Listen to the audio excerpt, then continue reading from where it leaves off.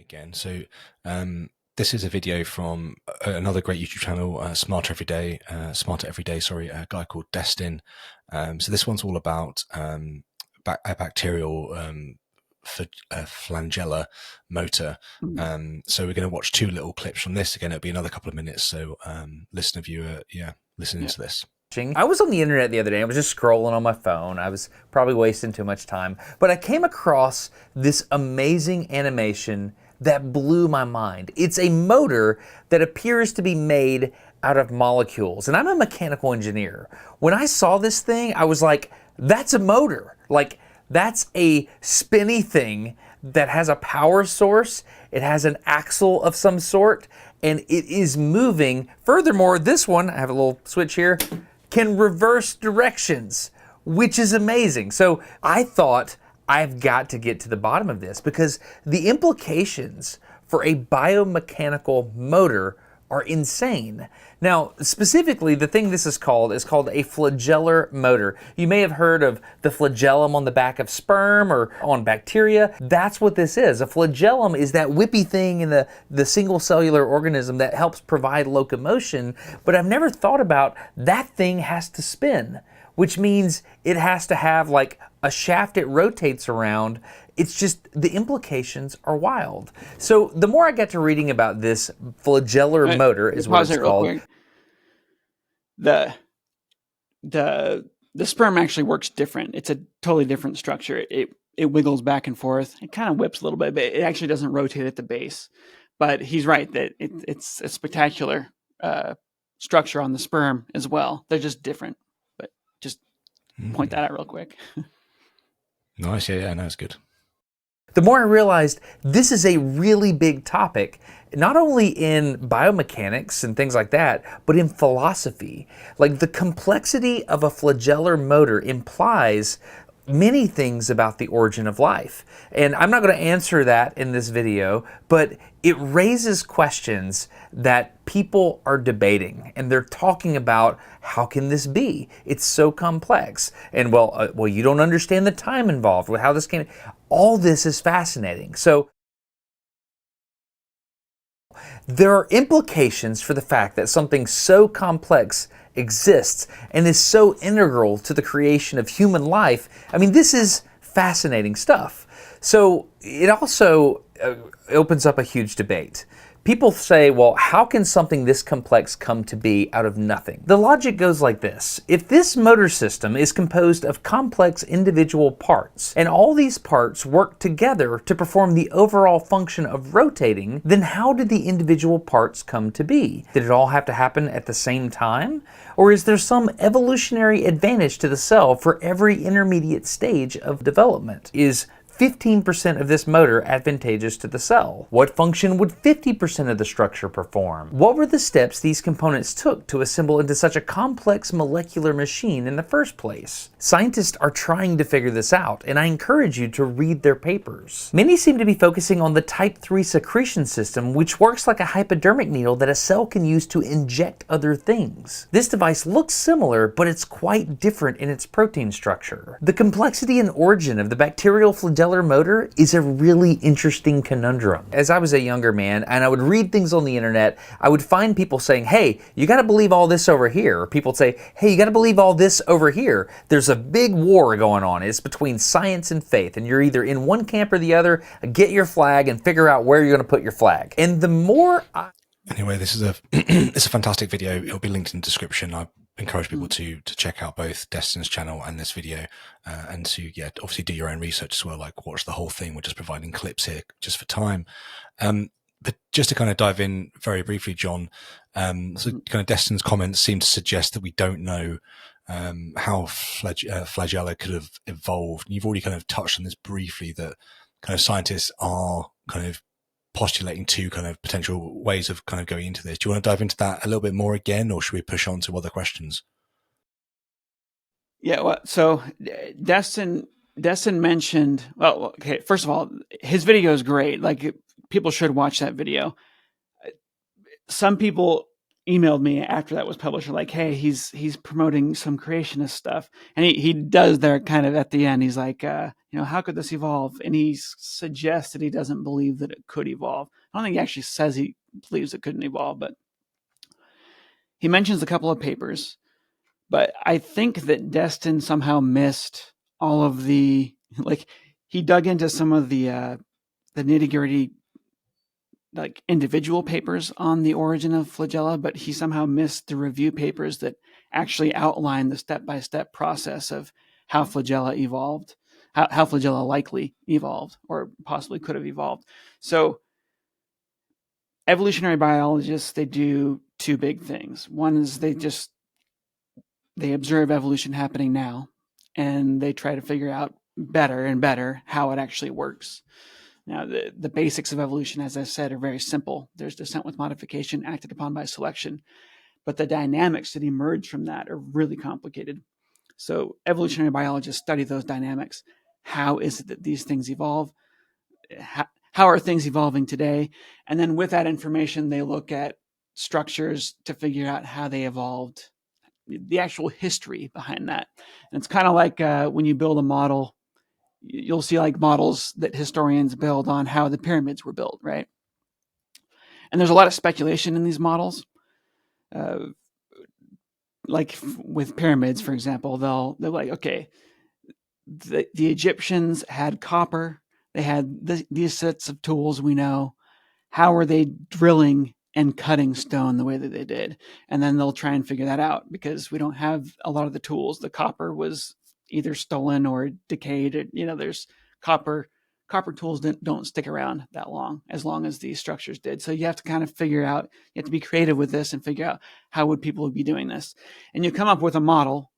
It doesn't tell you exactly how the pyramids were built, but it tells you how they were likely built. And we do this. This is what we do with things like bacterial flagella. We don't have a fossil record for the origin of flagella because our fossils are not that detailed. We can tell it when there were bacteria, but we can't tell the individual structures on those bacteria. So we have to do some pretty, it's complicated to build these models, but we do have them. And we have models that explain how the bacterial flagella could have evolved, start to finish. We have those already. Scientists are still debate like details, like of the many different pathways evolution could have taken, which is the most likely one.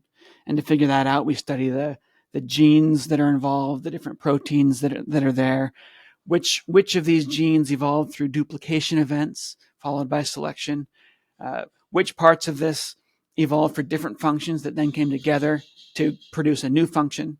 Stuff like that is still being, debated, but we do have these models. They already exist.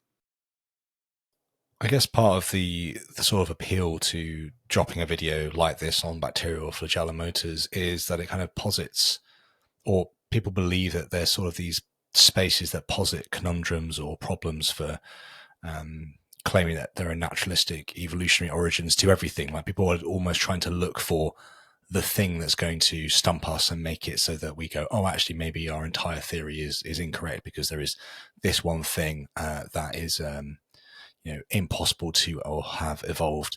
There's a kind of really good kind of comedy sketch by a guy called Jon Perry, who's a UK comedian over here, and he's got this great sort of kind of a few radio series, and in one of those he has like a little kind of like 3-minute sketch on evolution. He goes, evolution is tried and tested. We know it's not just a theory; it's a fact now, etc., etc. Although there is that one thing that causes us challenges, and they're like, oh, what's that? It's like the hummingbird. I mean, the damn thing flies backwards. Oh, and there is the other thing as well, which is my granddaughter. She couldn't possibly be a Anyway, so there's sort of these these still classic tropes around. There is always something that we don't want evolution to explain, or evolution we believe can't explain. Do you think there are actually, obviously apart from my children, are there actually any things that are currently out there that we think do pose or posit a massive problem for evolution? And just to stall you before we go, the final clip we're going to look at is abiogenesis, which is a big conundrum in and of itself. So we'll tackle that one separately. But anything in the evolutionary landscape, Jon? As far as you're asking if there are any things that are like we have no clue how that could have evolved. Yeah. Uh, not once you have the full process of evolution going, it's incredibly powerful. So there are lots of things that we don't have models for. We don't. So the bacterial flagellum, we do have a model for its evolution. For their evolution, there's lots of versions of the flagella. But that's one that people have actually worked on. But of course, there's tons of things that nobody's worked on. I mean, there's, millions of different types of animals and, millions and millions of different organisms and structures. The vast majority we have not even, tried to build models for, because there's just too many of them, which is kind of funny, because as soon as you answer one of these questions, people will say, well, okay, well, what about, and they just give you another one. So people who don't want to accept evolution, they have basically an infinite supply of things to fall back on if they want to. They can play that game as long as they want. But yeah, flagella, we've got pretty solid models for now. And actually, I sent you a paper, and I'm forgetting the name of that. I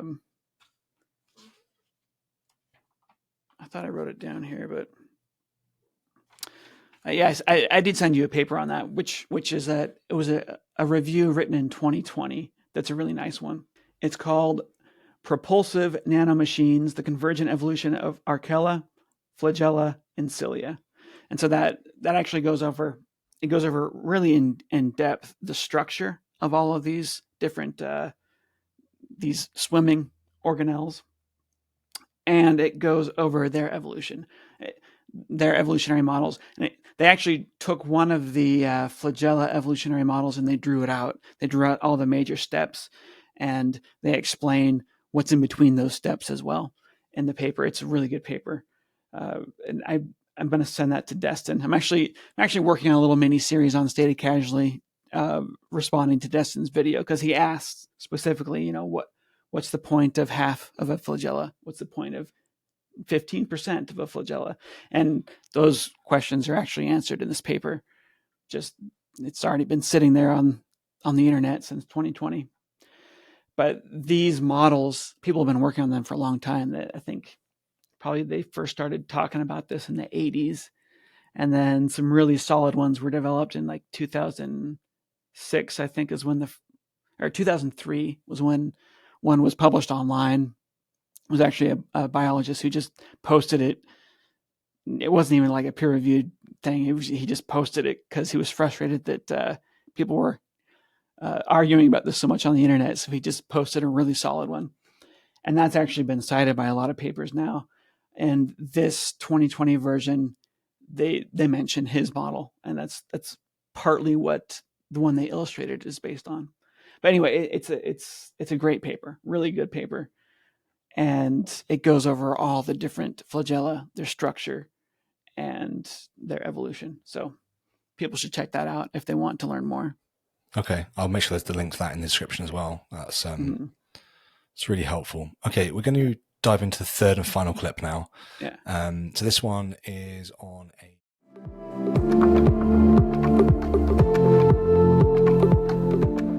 If you enjoyed this clip, then head on over to Locals to access the full conversation right now.